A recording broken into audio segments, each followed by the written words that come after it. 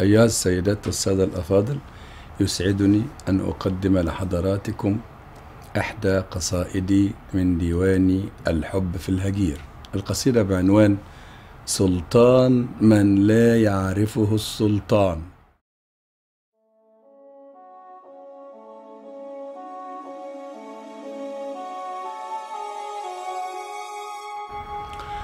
منذ نعومة أظفاري علمني الناس الخوف، وتعلمت كذلك أن أمشي جنب الجدران.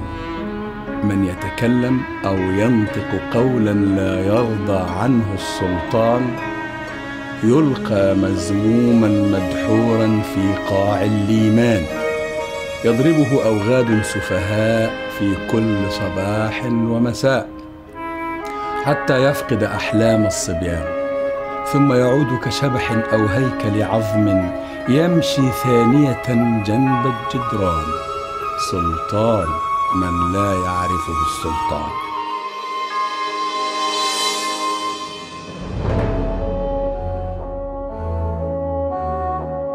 قول مأثور بل ميراث مسعور يتدلى من رحم الإجرام كالسرطان، وتراه دماء تتناثر بين ضروس الطغيان، وتراه عيونا هازئة بكرامات الإنسان من أقوام ماتت فيهم كل دلالات الإحساس، قد ورثوا الناس وملكوا الأرض وباعوا العرض بمساعدة الشيطان.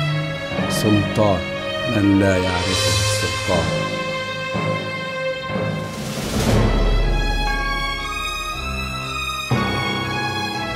لا أدري حتى الآن كيف يعيش الإنسان في جحر كالفأران، لا يسمع عنه أحد، لا تزعجه أحداث العالم، لا يبدي رأيا، لا يتخذ قرارا، لا يرفع حتى شعارا، بل حتى لا يعزف أوتارا، معتقدا من داخله أنه سلطان.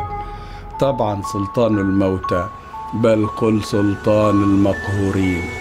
في داخل نفسي أتألم أتحطم، لكني لا أتكلم.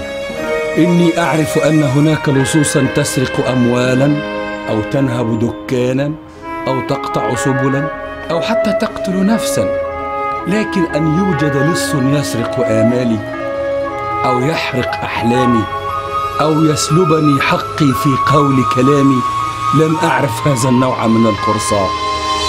إني أرضى أن تقطع أحشائي أو تحرق أعضائي أو تدفن أشلائي، لكني لا أرضى أبدا أن تكبت آرائي.